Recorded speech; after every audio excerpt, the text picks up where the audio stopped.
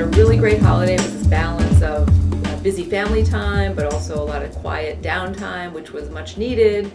And for me, getting back to the swing of things in the new year, it really does require, I would say I try to spend some time in what I would call celebratory mode, really thinking about what was great about the year prior, what accomplishments did we have, what went really well, and to really just let all of that soak in and absorb it, because it's so easy to quickly go on to what's next. And I feel like when I take the time to celebrate and really just let that kind of resonate and really soak in, I guess is the best choice of words. It's just fuel for the next year.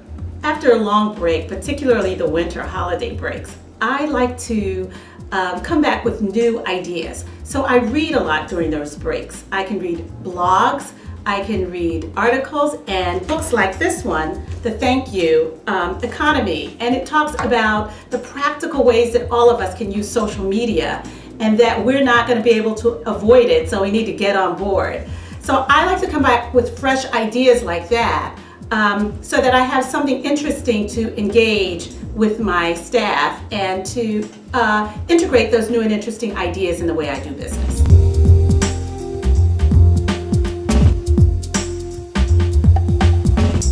Wow, once I'm in the office, after the celebratory part and such, I think it's really about reflection/assessment about the year. So each year I'm trying to sort of up my game as a person and as a professional. So I feel like what I try to do is take stock of what worked well, what didn't go well, where did things go right, where could things have been done better, and to really use that assessment to kind of take stock of what are the few things I might want to do differently in the next year. It's just so easy to move into the next year, and I don't want it to be the same year as last year.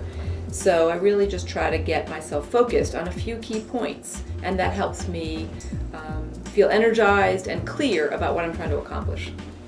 I'm personally motivated by the possibilities of things, so that I've spent a lot of time in the break thinking about things that might be new and interesting to my business or the way I interact with my clients.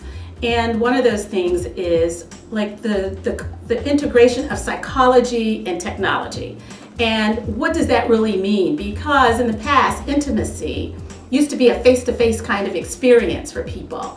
And what we're learning is technology can help us, and I'm really interested in finding out in what ways that it can authentically help us reach more people and create more interesting dynamics and relationships using technology. So it's those kinds of things that I would think about, and the kinds of things that I would focus on in the new year.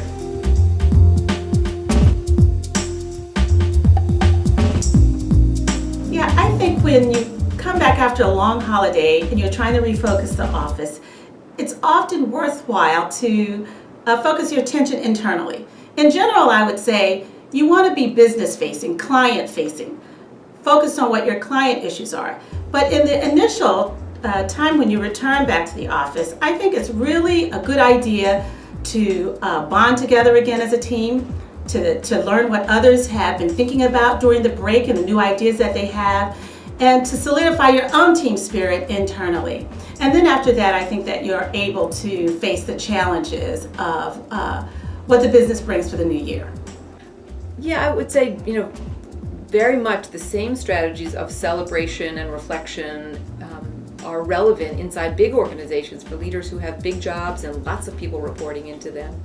I would say for me, the most important thing and piece of advice I would have for leaders is to really be diligent and intentional about carving out that time for celebration and reflection, and not just assuming it will happen naturally in the course of walking by people's offices and asking how their holidays were. I feel like it's really important to just carve out specific committed time, and that might be over drinks, that might be a breakfast meeting, that might be over lunch, however it works in your culture, but to really give people the opportunity to do that collectively as a group is really powerful fuel for the year to come.